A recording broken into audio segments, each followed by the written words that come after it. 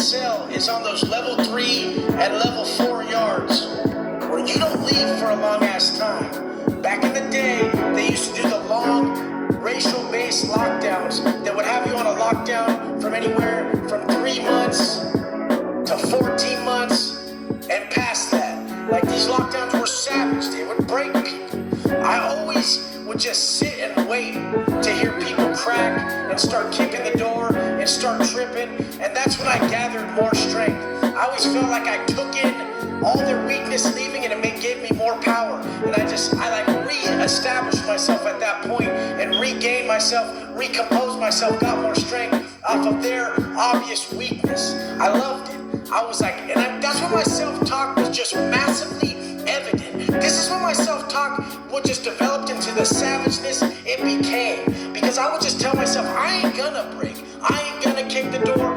Watch how composed I am. Watch how I come out just more jacked than last lockdown. Watch what I can show you. Watch what I can prove. The fact is, a lot of people are consistently doing stuff and not getting their desired result.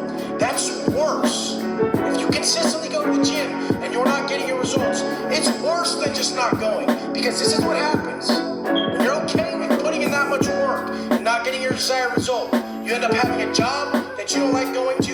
You end up putting a lot of time into a relationship you don't even like. The way you do anything is the way you do everything. I'll continually say this every video if I have to, because it's so true. I don't even want you to break it down and half-ass the dishes, because this will just make you a half-ass motherfucker. But the cell etiquette is everything. That you don't break it down behind that door. A lot of people act like they work out. A lot of people will have like a pact with their celly, and I can tell they do. They're like, yeah, we did our routine. They're just half-assing it. They ain't really putting their heart into it, so they don't come out a beast. They come out that bitch-ass motherfucker, and this shit is just dead obvious.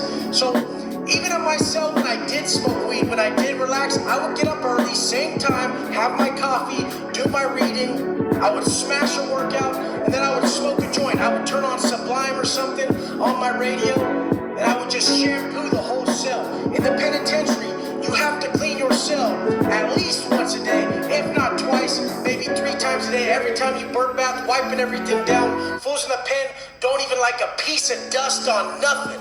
If you walk in someone's cell and you rub your finger along the TV, the windowsill, or the lockers, and they got dust on it, you're just like, hey, fool.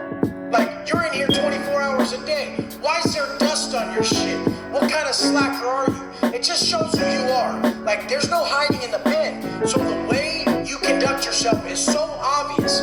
People can just hide out here. There's no hiding in there. People are gonna fucking know that you're a lazy-ass motherfucker. And the fact is this is the wisdom behind it. When people know you're a lazy-ass motherfucker, they just don't even want to fuck with you tough. You're showing your colors with shit as simple as leaving some dust on the fucking TV. That's a slacking ass motherfucker. I love Southwest Airlines hiring motto: hire for attitude, train for skill. What is your attitude? What are your principles? Like, do you get locked in the cell and just sit there and cry about it? Or is your attitude, is your self-talk like, watch this shit. Watch me conduct myself like this. Even when shit sucks, watch how I conduct myself. Watch who I am. Self-talk becomes way obvious when there's nobody around, or there's just very few people around and you spend time with yourself. You just start hearing it. If you're a bitch in your head, it's gonna turn you into that. Through our thoughts and through our actions, we are creating our strengths and weaknesses. Nothing else made me have the indestructible mindset that I have today. Everybody else just talking about prison, they're not sticking to nothing. They're not getting no results. I want to see the results in every area. I want to see it. Where's it at? Where's the result? If you're continually spending time doing shit and getting no result, that's worse. I'd rather see you just give up to get your non-fucking result. But the point is in the cell, the way we conduct ourselves is everything. You break your cellie off half of everything. There's a day that you're washing your sheets, you're doing your laundry in a plastic box, soaked in some Tide. You're using the fans, old people's fans, to dry your shit. Like, I was so institutionalized about my shit that I would have a storage box of clothes that I didn't even wear. And then once a week I would wash these clothes that I don't even wear. I'd wash them with Tide, dry them, fold them perfectly, and get some cologne on a Q-tip. In between every fold of the clothing, whisk the cologne in the Q-tips, and then fold it all and put it back in my box. And these are clothes I didn't even wear. This was just the level we kept shit at because we had respect for the smallest shit. When another motherfucker, some new ass kid, would get a dope ass pair of shoes or some dope clothes from his family and just throw them on the fucking floor. In the pen, if you see a pair of wadded up anything on the floor, it's so fucking crazy. I've told the story before that one of my fucking psychotic old cellies, Chip, he was just like, there was a pair of dirty socks in my locker. A pair of dirty socks. When I first fell, I bird bath and I didn't clean my socks. I forgot. So I just stuffed them in the locker. I was going to clean them next time. And he looks at my clothing line, my clothesline, and he's like, where are your socks at?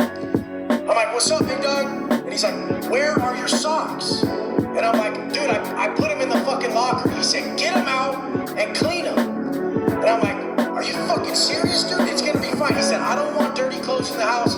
Get them out and clean them. And this is a level 4 yard where you can't fight. I know fully this game is going to be all about me.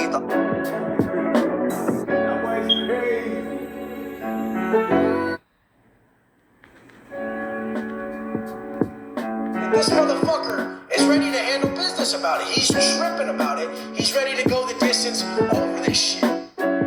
So I'm just fucking like, damn, dude, this fool was crazy. And I just fell. I just landed on a 4 yard. And the stories are true. Motherfuckers are whacking people over something simple as that. Something that they deem disrespectful.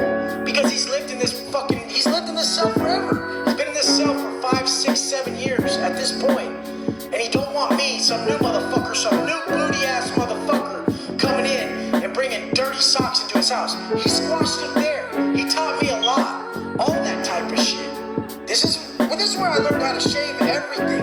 I didn't shave everything before then. We shave everything. Because crazy motherfuckers like that, you land on a level 4 yard with the institutionalized motherfucker, and the fool's like, finds a armpit hair or a body hair. He's like, hey fool, this looks like it's yours. And I'm like, fuck, dude, what the fuck, you know? And then finally we just get into it, like, not all crazy arguing, but hey, if you don't just start shaving all your body hair and keep your body hair clean, we're gonna have a problem. So this is the type of shit you're gonna deal with.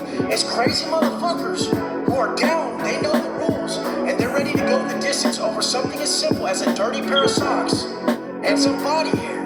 But the point is now, after time of doing this massive lockdown with my old Sylvie, I saw what it meant. I saw how he was.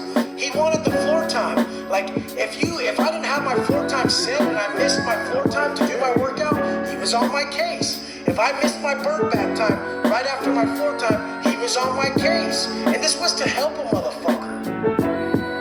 Now, there were times first when I got a little bit mouthy with cops, a little bit mouthy with the CO on a 4 yard is a fucking life ruiner. You'll get your ass booked for that shit.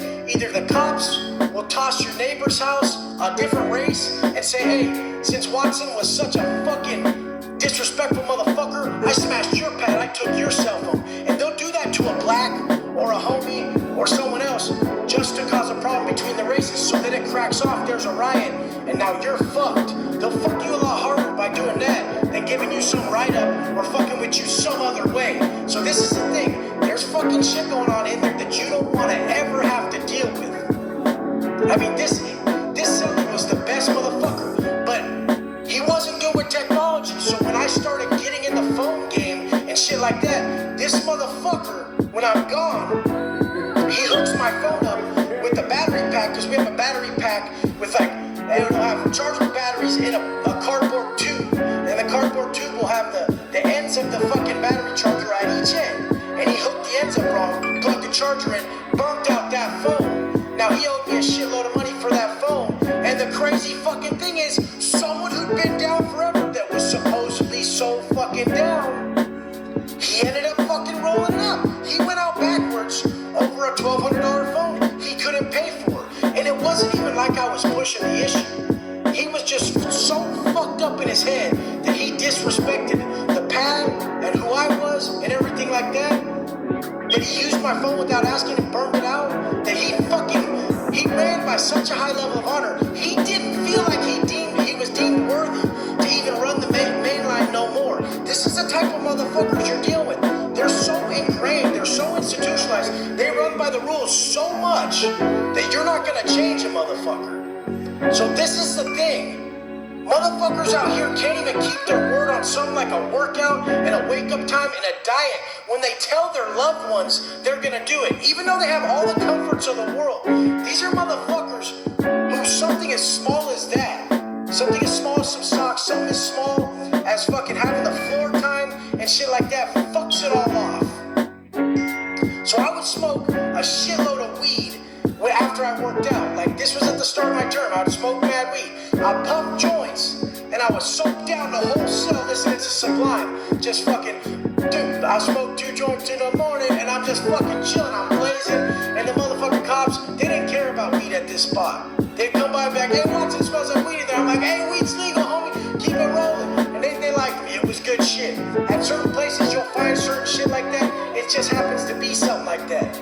But I mean, the fucking facts are, is don't land yourself up in a spot with some intensity. People say, I have intensity. There's motherfuckers like Block from IE.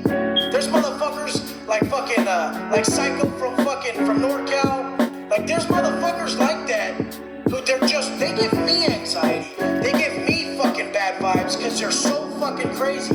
And then I would drop points and go to the lower yard, and people would tell me that I'm the person who does that to them. So I later realized the exchange I was giving, the energy I was putting off was so intense, it would just physically fucking debilitate people. This is what we don't want. And since we get so used to our energy out there, I'm able to speak the language of the universe better now. So now I notice when I'm putting off bad energy to my wife, or I notice when she needs me, I can feel it. I can feel energy so, it's so intense to me that I just come over and I give her a hug. I'm like, I love you. I'm sorry. I know I'm putting off bad energy. It's nothing to do with you. I go through these phases and I love you to death. Please just don't let it affect you. I love you to death. Like, you're my fucking world.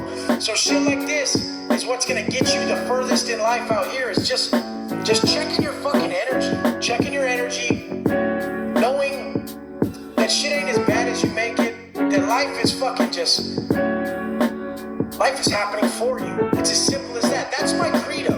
That's my fucking credo. That's what I live by. That's my failsafe. I want all you guys to find your credo. Post it in the comments what you live by. The quote that really can help you in any situation. Mine's life happens for me. So let's fucking do this. Let's make life happen for us. Even when some massive ass, some horrible set of adversity hits you, like 10 years in prison, you can flip it into a positive real quick by just only focusing on what's propelling you forward.